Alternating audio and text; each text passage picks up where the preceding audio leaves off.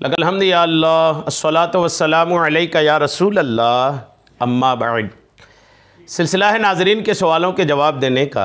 नाजरीन में से एक ने हमारे किसी वीडियो के कमेंट्स में इस्तिग़फ़ार की कसरत के ताल्लुक़ से सवाल किया है कि इस्तिग़फ़ार की कसरत है क्या और इस्तिग़फ़ार की कसरत के फ़ायदे क्या हैं। आइए तवज्जो के साथ जवाब सुनने की सआदतें हासिल कीजिए। फरमान मुस्तफ़ा सल्लल्लाहु तआला अलैहि वसल्लम है, खुदा की कसम मैं दिन में 70 से ज़्यादा मरतबा अल्लाह से इस्तिग़फ़ार करता हूँ और उसकी बारगाह में तौबा करता हूँ। अगर आप इस्तिग़फ़ार की एक तादाद समझना चाहते हैं तो हमारे नबी करीम अलैहिस्सलाम की ये हदीस पाक और हुजूर का ये अमल आपके लिए बहुत प्यारा एक अल्हम्दुलिल्लाह नमूना है कि आप कसरत से अगर इस्तिग़फ़ार करना चाहते हैं तो कम से कम दिन में 70 मरतबा इस्तिग़फ़ार पढ़ा करें। अल्लाह करीम के सारे ही अंबिया किराम मासूम हैं, वो गुनाहों से पाक हैं और रसूल अकरम जनाब मोहम्मद मुस्तफ़ा अलैहिस्सलाम तो सब अंबिया व रसूल के सरदार हैं। उलमाए किराम व मुहद्दिसीन इज़ाम ने हुजूर नबी करीम अलैहिस्सलाम के इस्तिग़फ़ार करने यानी मग़फ़िरत मांगने की मुख्तलिफ़ हिकमतें बयान की हैं। नबी करीम अलैहिस्सलाम के इस्तिग़फ़ार करने की हिकमतें सुनिए। अल्लामा बदरुद्दीन ऐनी फरमाते हैं कि नबी करीम अलैहिस्सलाम बतौर आजिज़ी या तालीम उम्मत के लिए इस्तिग़फ़ार करते थे। और अल्लामा इब्न बत्ताल मालिकी फरमाते हैं कि अंबिया किराम अलैहिस्सलाम किसी गुनाह पर नहीं बल्कि लोगों में सबसे ज़्यादा शुक्रगुजारी व इबादत गुजारी के बावजूद अल्लाह पाक का कमा हक अदा ना हो सकने पर इस्तिग़फ़ार फरमाते हैं।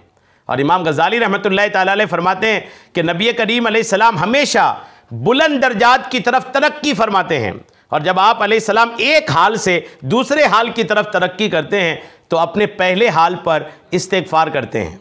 हकीमुल उम्मत मुफ्ती अहमद यार खान नईमी फरमाते हैं कि तौबा व इस्तिग़फ़ार रोज़े नमाज की तरह इबादत भी है, इसीलिए हुजूर अकरम अलैहिस्सलाम इस पर अमल करते थे, वरना हुजूर अलैहिस्सलाम मासूम हैं, गुनाह आपके करीब भी नहीं आता।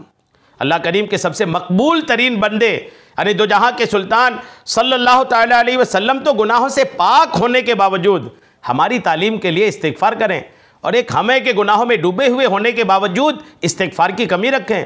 हमें चाहिए कि अल्लाह की बारगाह में खूब तौबा व इस्तिग़फ़ार करते रहें। इस्तिग़फ़ार करने से गुनाहों की माफ़ी के साथ साथ और भी कई फ़ायदे मिलते हैं, जिनमें से 4 फ़ायदे आप मुलाहज़ा करें। तौबा व इस्तिग़फ़ार के 4 फ़ायदे। नंबर 1, अल्लाह पाक तौबा करने वालों को पसंद फरमाता है।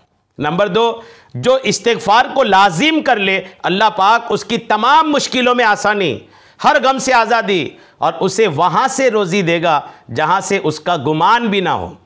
तीसरा फ़ायदा, इस्तिग़फ़ार से दिलों का जंग दूर होता है। नंबर 4, जब बंदा अपने गुनाहों से तौबा करता है तो अल्लाह करीम लिखने वाले फ़रिश्तों को उसके गुनाह भुला देता है।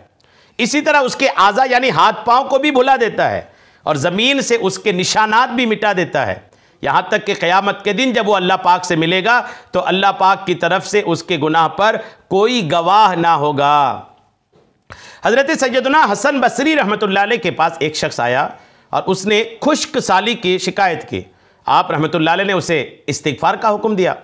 दूसरा शख्स आया, उसने तंग दस्ती की शिकायत की तो आपने उसे भी कहा इस्तिग़फ़ार पढ़ो। फिर एक तीसरा शख्स आया, उसने औलाद ना होने की शिकायत की तो उससे भी यही फरमाया। फिर चौथा शख्स आया, उसने अपने ज़मीन की पैदावार कम होने की शिकायत की तो उससे भी यही फरमाया। हज़रत रबी बिन सबीह रहमतुल्लाह अलैह वहाँ हाजिर थे।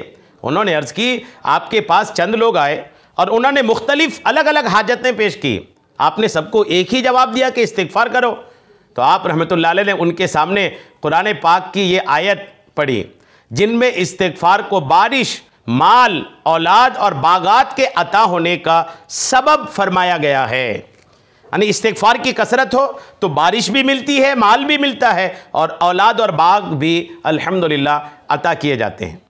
ये कुरान पाक है कि अल्लाह ने फरमाया कि मैंने कहा अपने रब से माफ़ी मांगो, बेशक वो बड़ा मुआफ़ फरमाने वाला है, तुम पर शर्राटे का मीह यानी मूसलाधार बारिश भेजेगा और माल और बेटों से तुम्हारी मदद करेगा और तुम्हारे लिए बाग बना देगा और तुम्हारे लिए नहरें बनाएगा।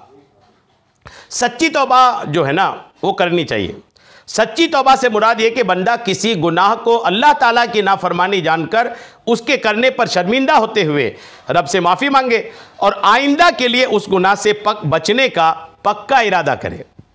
तौबा में ताख़ीर भी नहीं करनी चाहिए। इस्तिग़फ़ार बहरहाल कसरत से करती रहनी चाहिए और पढ़ती रहनी चाहिए। आपने कसरत भी सुना, बरकतें भी सुनी और फजीलत भी सुना।